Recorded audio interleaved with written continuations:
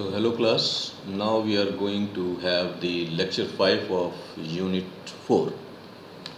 So this lecture 5 of unit 4 is basically talking about the components of verbal and non-verbal competence communication, and what are the skills, what are the competencies required for any communication. So business communication competence, if we want to make a business communication or technical communication to be very effective, what are the skills required? What are the areas where one needs to be an expert? So the first competence is called linguistic competence. It refers to the knowledge of grammar and vocabulary. The grammar component includes the knowledge of the sounds and their pronunciation like phonetics, the rules that govern sound interaction and patterns, that is called phonology, and the formation of words by means of, for example, inflection and derivation, the rules that govern the combination of words and phrases to structure sentence, that is called syntax, and the way that meaning is conveyed through language, that is semantics.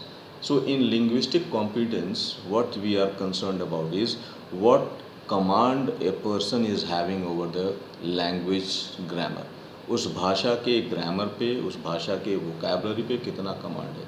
तो जिस तरीके से हम शब्दों का उच्चारण करते हैं, the way we pronunciate the word, the way we use the sentence structure, the way we choose the word according to the situation and the context, that adds to the meaning of the communication.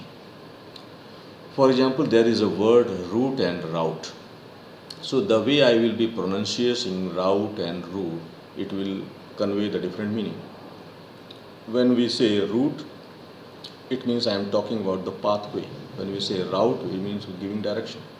Likewise, there is a word row, R-O-W. It also has two pronunciation. When we say row, इसका मतलब कतार के बारे में बात कर रहे हैं. And when we say row, then I am talking about the dispute. It may be between the two persons or two countries. Fine. So linguistic competence is basically concerned with the grammar and vocabulary, its pronunciation and the selection of the words and all that. Second competence is socio-linguistic competence. It means उस community के, उस country के cultural aspects को ध्यान में रख करके जिस तरह के शब्दों का सेंटेंस स्ट्रक्चर का इस्तेमाल करते हैं, that is socio linguistic competence. It includes the knowledge of the socio cultural rules, means किस कल्चर के अनुसार किस तरह के वर्ड और कैसे प्रोनाउंशिएट करना है. Knowing how to use and respond to the language appropriately. There are certain cultures where the kind of word that we are using in our culture may not be appropriate in their culture. So knowing how to use and respond to language appropriately according to their socio-cultural norms is another competence that we should consider while communicating with people. It directly means that the communicator has to know the codes of the other culture. What are the social behavioural norms of that culture, और उसके अनुसार हम अपने शब्दों को, अपने words को, अपने कम्युनिकेशन के शब्दावली को यूज़ करेंगे. Otherwise it may have a very negative and bad effect. Third competence is the discourse competence. ये मैसेज से रिलेट होगा, यानी कि किस तरीके से वर्ड्स को ऑर्गेनाइज कर रहे हैं, किस तरीके से फ्रेज को यूज़ कर रहे हैं, किस तरीके से सेंटेंस को स्ट्रक्चर कर रहे हैं. यानी जो कंटेंट वाला पार्ट है, जो हमारा मैसेज वाला पार्ट है, उसमें शब्दों का ओरिएंटेशन, उसमें आइडियाज़ का ओरिएंटेशन, फ्रेजेस का इस्तेमाल, सेंटेंसेस का स्ट्रक्चर कैसे कर रहे हैं. So discourse competence deals with organising words, phrases and sentences in order to create conversation. The communicator has to learn how to produce and comprehend oral and written messages. तो जो communicator है उसको इस बात पे ध्यान देना होगा कि कैसे किसी भी वर्ड को, किसी भी मैसेज को लिखना है, बोलना है और समझना भी, इंटरप्रेट करना है. The communicator has to follow the language structures in order to create conversation. It means grammatical knowledge उसको होना चाहिए, how to use punctuation and all that. Fourth competence is strategy, यानी रणनीति वाला. यदि मैसेज के ट्रांसमिशन और रिसीविंग में कोई व्यवधान आ रहा है, कोई प्रॉब्लम आ रहा है, तो उसको कैसे दूर किया जाए, या प्रॉब्लम आने से पहले ही कैसे हम किन चीज़ों के बारे में फोकस करें ताकि वो प्रॉब्लम आने ही ना पाए। Right? So strategic competence is the ability to recognize and repair communication breakdowns. Communication के process में if there is any breakdown, if there is any interference, तो how to remove that kind of interference and breakdown. It may be during the conversation, it may be before, it may be after. For example, the speaker may not know the meaning of a word. Semantic barrier की अगर हम बात करें तो यदि किसी word का meaning नहीं आ रहा है टारगेट लैंग्वेज में, जिस भाषा में हमको कम्युनिकेट करना है, तो ये हमारी ये कोशिश होनी चाहिए कि जो कम्युनिकेटर है, स्पीकर है, वो उस वर्ड का उस टारगेट लैंग्वेज के अनुसार क्या मीनिंग है पहले से पता कर ले और संतुष्ट होने के बाद ही उसको यूज़ करें। He has to ask the meaning of that word or the target language. Likewise, some external factor may hinder in the free flow of communication. जैसे बैकग्राउंड में नॉइज़ आ रहा है तो we should remove that noise. If we are communicating over the internet, server की issue है तो server के इशू को रिमूव करना होगा। Means removing the barriers to communication is also the part of strategic competition. The speaker in such condition should be able to know how to restore competence. Then what is verbal communication? When we talk about verbal communication, it means the communication that uses words and language as a means of communication. It can be oral communication, it can be written communication. ठीक है। So verbal communication में जो main aspect है that is oral communication. Oral communication is supposed to be more popular medium of communication than the written one. इसलिए popular होता है oral communication क्योंकि oral communication के साथ नॉन वर्बल कम्युनिकेशन का साथ मिल जाता है। कोई चीज़ आप पढ़ रहे हैं तो वो ऑथर किस भावना के साथ लिखा है that is not expressed in that written message, but when we communicate directly with that person तो हमारे अंदर की भावनाएं हमारे बॉडी लैंग्वेज के साथ कंबाइंड हो जाती हैं। तो oral communication is backed up और complemented by non verbal communication. ठीक है। So what is non-verbal communication? Non-verbal communication, like we have discussed in the previous lecture, it includes the body language, it includes the proxemics and the use of time according to the conversation situation. By non-verbal communication we mean all communication that involves either written or neither written nor spoken word, जिसमें शब्दों का प्रयोग नहीं होगा, ना तो बोल के ना तो लिख के, सिर्फ भाव भंगिमा बॉडी लैंग्वेज प्रॉक्सिमिक्स का इस्तेमाल होगा। It occurs without the use of words.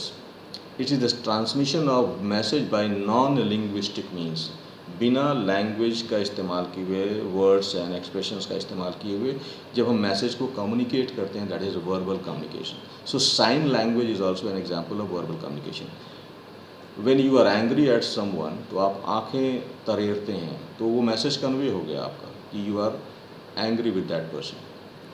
When you smile at someone, it means you are pleased with that person. So that message is conveyed not by the use of any word or any linguistic means, but through the facial expression, through the body language. So these all constitute the non-verbal communication. So what are the difference between verbal and non-verbal communication? Let us see. Verbal communication depends on written and oral forms of language. चाहे बोल के चाहे लिख के, तो जो language जो words है उस पर डिपेंड करेगा verbal communication. In comparison to this non verbal communication depends on non verbal cues, non verbal hints like facial expression पे डिपेंड करेगा, eye contact, body language, hand gestures पे डिपेंड करेगा। In verbal communication you need formal training, means you know to speak, you know to write, तो it needs formal training and training can be imparted to in the case of verbal communication. Verbal communication में यदि किसी को train करना है तो आप training दे सकते हैं, उसको वो ग्रामर सिखा सकते हैं, उसको शब्दों का उच्चारण सिखा सकते हैं। बट नॉन वर्बल कम्युनिकेशन थोड़ा सा लेस स्ट्रक्चर्ड होता है और इसके लिए कोई फॉर्मल ट्रेनिंग की ज़रूरत नहीं पड़ती है। It we adopt it by birth, but in professional world, to enhance our personality, there are certain institutes that train you on the body language and soft skills. लेकिन नॉर्मली अधिकतर जो body language होता है वो हम unstructured तरीके से, informal तरीके से पिकअप कर लेते हैं परिवार में, समाज से देख करके। Now third difference is the words are use with a definite connotation.